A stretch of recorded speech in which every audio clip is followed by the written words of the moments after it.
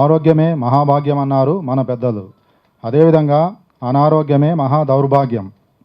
ఇప్పుడు ముఖ్యంగా ఏమవుతుందంటే ఎంత డబ్బులు సంపాదించినా ఎన్ని పదవులు అధిరోహించినా కూడా ఆరోగ్యం లేకపోతే అవన్నీ కూడా వృధా అనే చెప్పవచ్చు.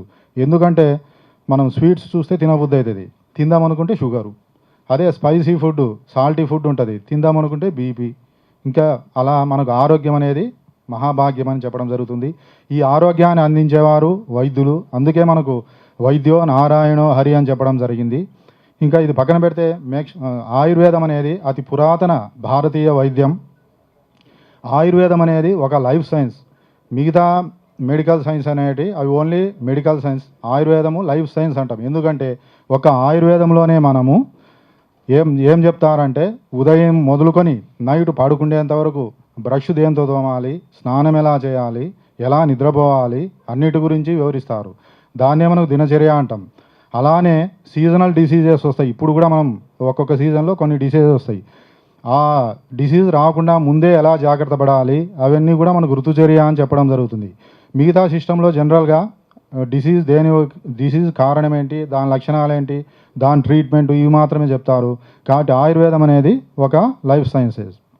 ఆయుర్వేద ప్రకారం కూడా స్వస్థుడు లేదా ఆరోగ్యవంతుడు అంటే దానికి ఒక శ్లోకం ఉంది. సమదోష సమాగ్నిత్య మలధాతు క్రియ ప్రసన్నాత్మేంద్రియ మనః స్వస్థ ఇత్యభిధీయతే అని. అంటే మన ఆయుర్వేద శాస్త్రరీత్యా వాత పిత్త కఫాలు అనేటి మెయిన్, అవి సమానంగా ఉంటే ఏ వ్యాధి రాదు. అదేవిధంగా మన కడుపులో అగ్ని బాగుండాలి, అలా మల మూత్ర స్వేదాలు ఇవి కరెక్ట్గా ఉండాలి. ఇవి ఉంటేనే సరిపోదు. ఆత్మ శుద్ధిగా ఉండాలి, మనసు శుద్ధిగా ఉండాలి. శరీరం శుద్ధిగా ఉంది, ఆత్మ మనసు శుద్ధిగా లేదంటే అది స్వస్థత అనిపించదు. ఇది మనకు ఆయుర్వేదం. నెక్స్ట్ మనకు ఆయుర్వేదంలో 2 రకాల ట్రీట్మెంట్స్ ఉంటాయి. ఒకటి శమనమని, 2 శోధనమని. శమనం అంటే ఏంటంటే మనకు వ్యాధికి ఏవైతే కారణాలు ఉంటాయో వాటిని తాత్కాలికంగా కొన్ని రకాల మెడిసిన్స్ ఇచ్చి ఉపశమింపజేయటాన్నే మనం శమన కర్మ అంటాం. ఇది ఇంటర్నల్ మెడిసిన్స్ అంటాం, ప్యాలియేటివ్ థెరపీ అంటాం. ఇది జనరల్గా మనం ఇంటర్నల్ మెడిసిన్స్ ద్వారా చేస్తాం. నెక్స్ట్ ఆయుర్వేదంలోనే గొప్పతనం ఏంటంటే నెక్స్ట్ శోధన చికిత్స అంటాం. ఇది మెయిన్. శోధనం అంటే వ్యాధికి ఏవైతే కారణమవుతాయో ఆ కారణాలను అప్పటికప్పుడు శమింపజేయడం కాదు, శరీరం నుంచి వాటిని బయటికి తీసేసి శరీరాన్ని శుద్ధి చేసే క్రియలను మనం శోధనం అంటాం. దీన్నే మనం అందరికీ తెలిసే ఉంటుంది పంచకర్మ చికిత్స, కేరళ పంచకర్మ అని. చాలామందికి ఇది పాపులారిటీ. పంచకర్మ అంటే పంచ అంటే 5 అని, కర్మలు అంటే ప్రొసీజర్స్ లేదా పద్ధతులు అంటాయి. ఈ 5 రకాల పద్ధతుల ద్వారా మన శరీరాన్ని ఒకసారి మనం బండిని ఏ విధంగా అయితే సర్వీసింగ్ ఇస్తామో మన శరీరాన్ని కూడా ఒకసారి సర్వీసింగ్ ఇవ్వటమే ఈ పంచకర్మ యొక్క ముఖ్య ఉద్దేశం. ఎందుకంటే ఇప్పుడు మనం ప్రస్తుతం తాగేటటువంటి నీరు, తినేటటువంటి ఆహారం, పీల్చేటటువంటి గాలి అన్నీ కూడా విషపూరితం.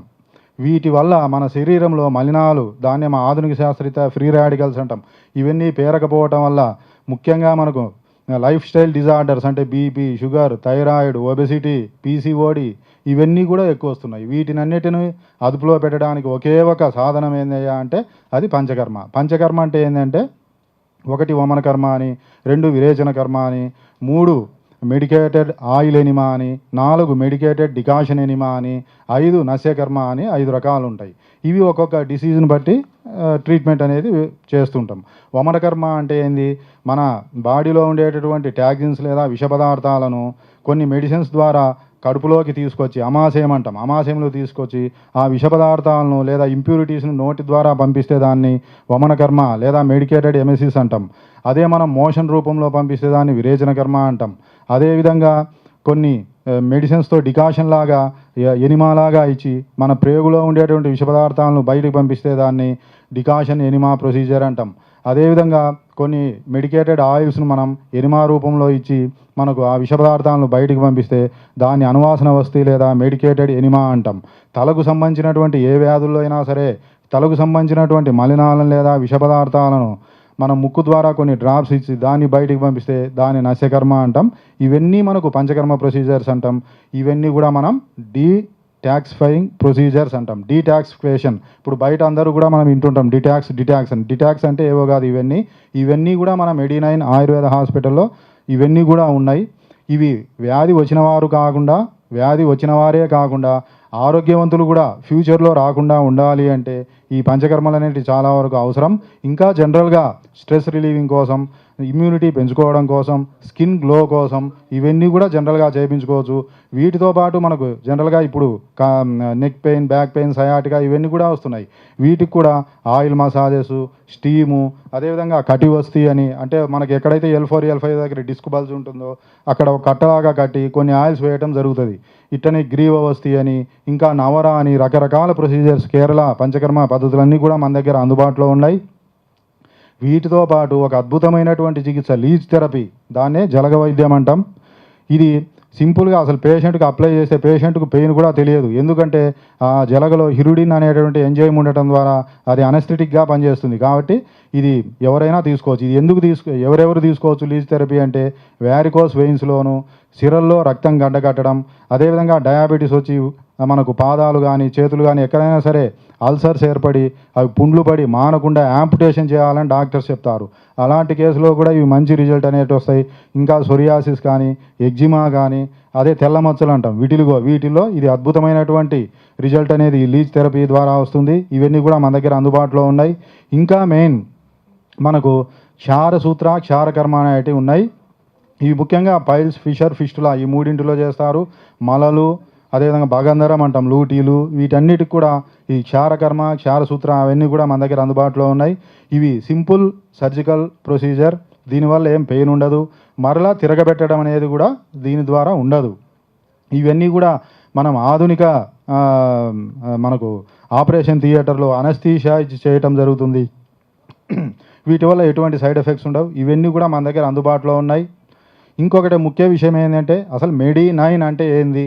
మెడి అంటే ఎం అంటే మెడిసిన్ అని, అదేవిధంగా ఈ అంటే ఎక్సర్సైజ్ అని, ఈ ఐ అంటే ఇమ్యూనిటీ అని, డి అంటే డ్రగ్ అని. ఇది మెయిన్. ఈ 4 పైన మనం ఫోకస్ చేస్తాం. ఎందుకంటే ఏదో ఒకటి చేస్తే అది పూర్తి ట్రీట్మెంట్ అనిపించుకోదు.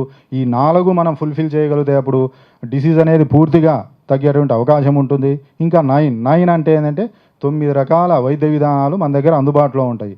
అవి ఏంటి అంటే మనకు ఆయుర్వేద, హోమియోపతి, సిద్ధ, యునాని, ఆక్యుప్రెషర్, ఆక్యుపెంచర్, హెర్బల్, కైరోప్రాక్టీస్ ఇవన్నీ కూడా కలిపి 9. ఇవన్నీ కూడా మన దగ్గర అందుబాటులో ఉన్నాయి. ఎందుకంటే కొన్ని వైద్య విధానాల్లో కొన్నింటికి మంచి ట్రీట్మెంట్ ఉంటుంది. పేషెంట్ ప్రతి వైద్య విధానానికి వేరే చోటికి వెళ్ళటం అనేది కష్టం. అదేవిధంగా అది ఎక్కువగా డబ్బుతో కూడుకున్నటువంటి పని. కాబట్టి ఇవన్నీ కూడా మన దగ్గర అందుబాటులో ఉన్నాయి. కాబట్టి మనకు ఏ పేషెంట్కు ఏ వ్యాధికి ఏ అవసరమో అవన్నీ కూడా మనకు ఈగో ఫీలింగ్ లేకుండా అన్నీ వాడి మనకు రిజల్ట్ మెయిన్ ఏంది, పేషెంట్కు డిసీజ్ తగ్గడమే మెయిన్. ఈ డిసీజ్ తగ్గడానికి మేము ప్రయత్నిస్తున్నాం. నేచురోపతి ఉంది, అదేవిధంగా ఇంకా డైట్ చార్ట్, యోగా ఉంది, ఆక్యుప్రెషర్ ఉంది, ఆక్యుపెంచర్ ఉంది. ఇవన్నీ వాడి మా గోల్ ఏంటంటే ఫస్ట్ పేషెంట్కు తగ్గడం. అంతే. ఏవైనా వాడండి, అది తగ్గాలి, అది మెయిన్ ముఖ్యం. ఇంకా మనకి ఇప్పుడు ఈ వర్షాకాలంలో వచ్చే వ్యాధుల్లో సొరియాసిస్ ఎక్కువ వచ్చే అవకాశం ఉంటుంది, రుమటాయిడ్ ఆర్థరైటిస్ ఎక్కువ వచ్చే అవకాశం ఉంటుంది, ఇంకా గౌటి ఆర్థరైటిస్. వీటన్నిటికి కూడా పంచకర్మ ట్రీట్మెంట్స్ అనేవి అద్భుతమైనటువంటి ఫలితాలు ఇవ్వటం మనం చూస్తున్నాం.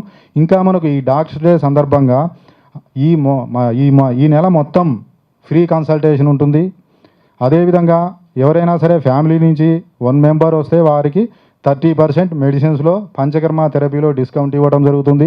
2 తీసుకొస్తే కనుక ఫ్యామిలీ నుంచి అది 40% మనం డిస్కౌంట్ ఇవ్వటం జరుగుతుంది. కాబట్టి ఈ సదవకాశాన్ని అందరూ వినియోగించుకోవాలని కోరుకుంటూ నేను సెలవు తీసుకుంటున్నాను.